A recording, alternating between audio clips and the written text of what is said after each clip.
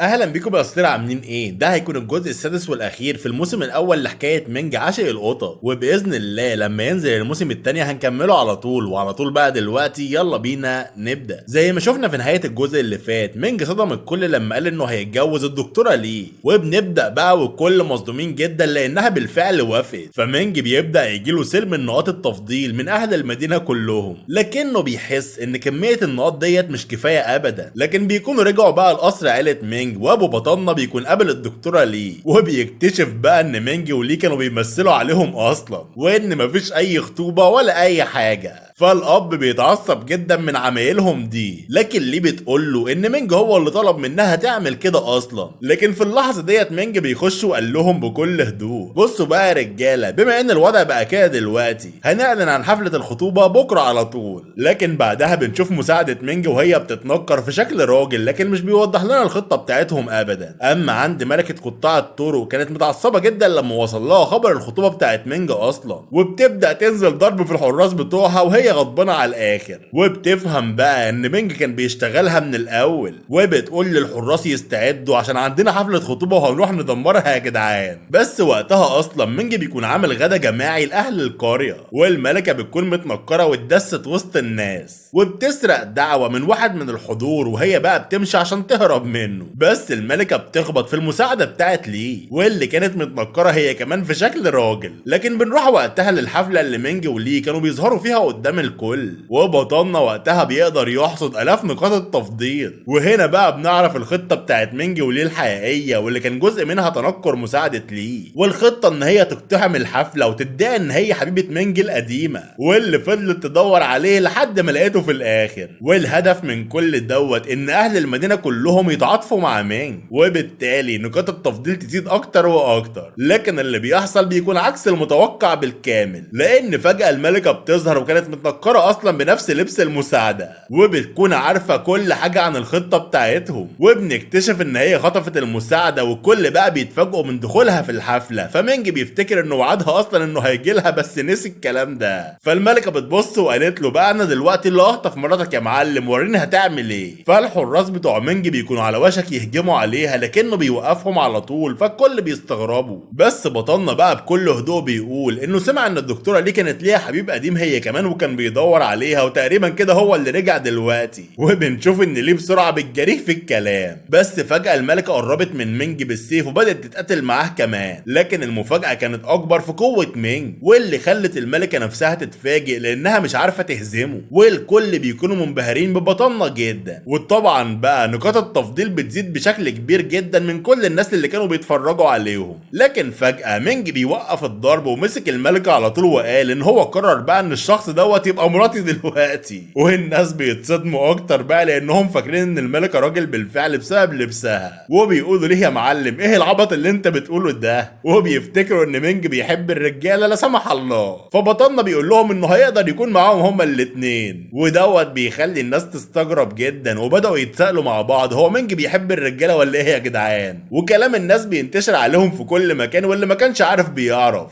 لكن الكلام دوت بقى بيجمع لمينج نقاط اكتر بكتير من الاول. بس في الوقت دوت ابو مينج بيسمع الكلام ووشه بيقلب الوان حرفيا، وبيكون على وشك ان هو يتشل من الصدمه اصلا. ودوت كله رغم ان هو عارف ان كل دوت تمثيل، لكنه بقى بيتقمص الدور جدا وبيتعصب على مينج بطريقه جنونيه. وحتى الملكه نفسها بتتفاجئ جدا من القرار دوت، وما كانتش فاهمه هو عمل كده ليه اصلا. لكن النقاط برضه بتفضل تزيد اكتر واكتر لحد ما وصلت مليون نقطه تفضيل تقريبا. اما بقى مينج بعد ما بيحقق كل اللي هو عاوزه بيقوم قدام الناس كلها وبيعترف ان الملكه ديت مش راجل اصلا، وان هي واحده ست عادي جدا، وبيشيل عنها هدوم التنكر اللي كانت لابسها قدام الكل. وفي لحظه صادمه تانية بقى مينج بيقول ان هو هيتجوز الاتنين. وبينتهي اليوم بقى على انتشار الاشاعات حوالين زواج مينج المزدوج ده، وبيتكلموا عليهم في كل حته حرفيا. اما الملكه بقى بتقعد تفكر مع نفسها وتقول: يا ترى مينج بيعمل كل دوت ليه؟ وايه الغرض بتاعه ان هو يكون عنده زوجة مزيفة.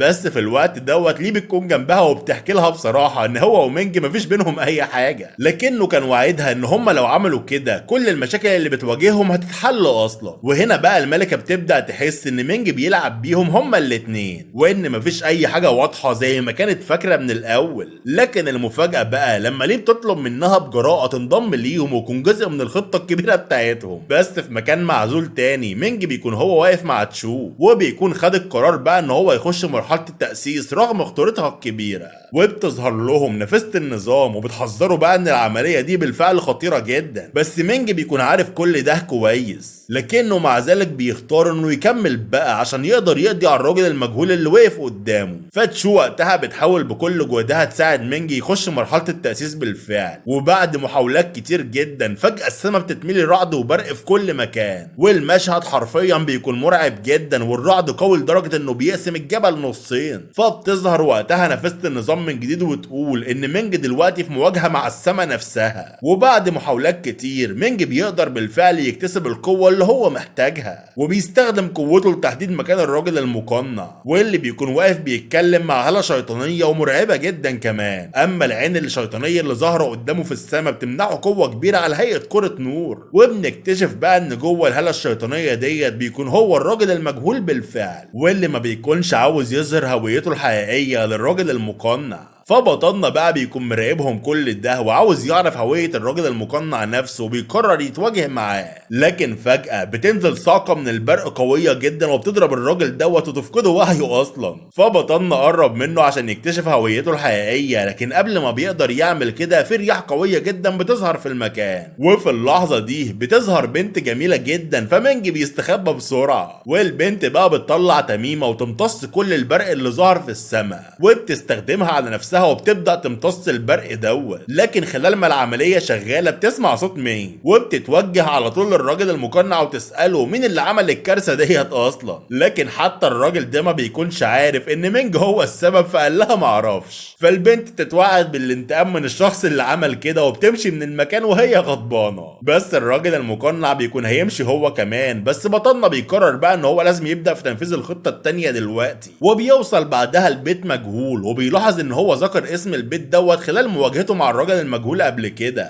واول ما مينج بينزل لهناك بيشوف في واحده ماشيه في ساحه البيت، وبيسال نفسه بقى مين البنت ديت يا جدعان، ممكن اهلي مش راضيين عني ولا ايه؟ بس من غير تفكير بيضربها على راسها عشان يغمى عليها. فتشو بتكون مستغربه ازاي مينج قدر يتاقلم مع قوته الجديده بالسرعه دي، لان المقاتلين في العادي بيحتاجوا سنين طويله عشان يتكيفوا مع قوتهم. بس بعدها بقى مينج بيخش البيت وبيلاقي ان في شخص بيستنجد بيه، فبيسال مينج بقى ايه اللي بيخليك تعيط كده يا عم؟ فبيرد الشخص ويقول ان واحده اسمها سو متعصبه جدا. وفجاه اللي اسمها سو بتظهر من وراهم، واول ما بتشوف مينج بتجري عليه وتحضنه باعجاب شديد. لكن فجاه بقى بتلقي عليه تعويذه بس مش بتاثر في بطننا، وبتكون مستغربه من قوته وبتحاول تهجم عليه اكتر من مره لكن من غير اي فايده. بس مينج بيعرض عليها بقى تروح معاه دلوقتي لساحه الفنون القتاليه عشان يعلمها، فبتوافق بقى على كلامه دوت بكل بساطه. وفي الساحه بقى سو بتهجم على مينج كتير لكنه بيقدر يتفاداها بكل سهوله.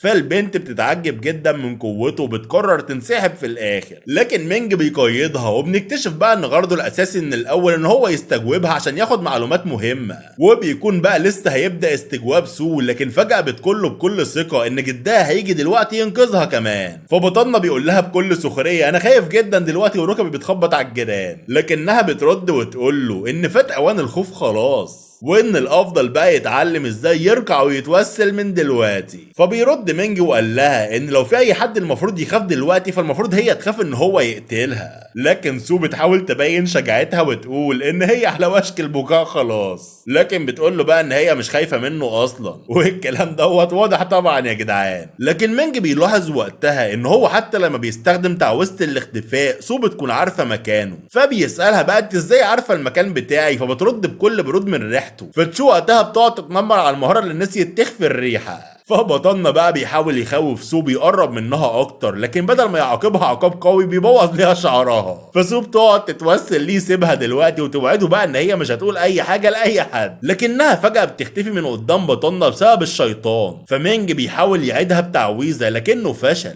وبعدها مينج ساعتها بيتوجه لعيلة جي المعروفة بقوتها الكبيرة وعلاقتها بالشياطين، بس تشو بتحذره ان العيلة ديت خطيرة جدا، لكنه بيكون قريب من بيتهم اصلا. وبيشوف واحد بيطلب من خادم ان هو يوصل حبوب طبية لاخوه المقاتل واللي اتعرض للعنة بسبب استخدام السحر. فمينج بيدخل بالفعل وبيمثل ان هو معاه علاج للحالة ديت، بس مينج وقتها بيلقي تعويذة على واحد من الخدم بتخليه مش بيتحرك ابدا. لكن الصدمة ان الخادم بيفك التعويذة بكل سهولة، وبيطلع اصلا ان هو نفس الشخص المقنع اللي كان متنكر في هيئة خادم. وفي دماغه بيقول هو مينج عاوز الدواء الابيض ولا ايه، وبيقدم ليه ازازة على ان الدواء اللي هو عاوزه موجود فيها. فبطلنا بياخدها منه، لكنه بيكتشف ان هي خدعة في الاخر، وبيقول للكل على الموضوع ده. فبيضطر الراجل المقنع ان هو يهرب من المكان على طول. بس بعدها مينج بيستدعي جوهرة شيطانية بتعويذه الخاصة، وبيقدر يرجع البنت سول للمكان، لكنه بيكون غير مظهرها وبيخليها تطلع ليها ودان زي ودان القطط بالظبط وديل كمان. وبيقول لها بقى انه يقدر يحولها لوحش او يرجعها انسان، بس بشرط واحد ان هي تفضل مطيعة ليه للاخر. لكنه بيكون متعاطف مع البنت وبيرجع لها شكلها الطبيعي بعدين، وبيفك كمان الحبل اللي هي كانت مربوطة بيه. وبيطلب منها بعدين ان هي تفكك عيلة جي وتكشف كل الخطط الشريرة بتاعتهم. فسو بتوافق على كلامه وبتسيبه وتمشي من المكان. بس بعد فترة قصيرة وسو بترجع وتقول لمينج ان في اجتماع دلوقتي بين جزء من عيلة جي وراجل اعمال تاني، وان عمها واخوها هياخدوا القارب ويروحوا للمكان بتاع اجدادهم. ومن هنا بقى بنروح على طول للقارب السحري، واللي سو بتاخد مينج معاها عليه وهي متنكرة في شكل راجل عجوز. ولما بيوصلوا لمكان معين هناك سو بتطلب من حراس يفتحوا الزنزانة، والمفاجأة ان الزنزانة محبوس فيها الراجل الغامض اللي مينج بيحاول يتخلص منه من الاول. ولما بيخرج بيتعرف على سو وبيحاول يضربها بالتعويذ، لكن بطلنا بيجي من وراه وقتها ويتصدى ليه ويقول له هو انت مش عارف ان اللي بيتكلم كتير بيموت ولا ايه يا معلم. بس الحلقة بتخلص والشرير بيقول لبطلنا ان هو شخص ضعيف جدا اصلا. ويا ترى بقى المعركة بينهم هتنتهي على ايه؟ ده اللي هنشوفه اول ما ينزل الموسم الجديد. اما دلوقتي بقى ما تنسوش تعملوا لايكات كتير عشان تحمسونا للشغل اكتر، واشتركوا برضو في القناة عشان يوصل لكم كل الحلقات الجديدة. واشوفكم على خير يا اساطير، سلام.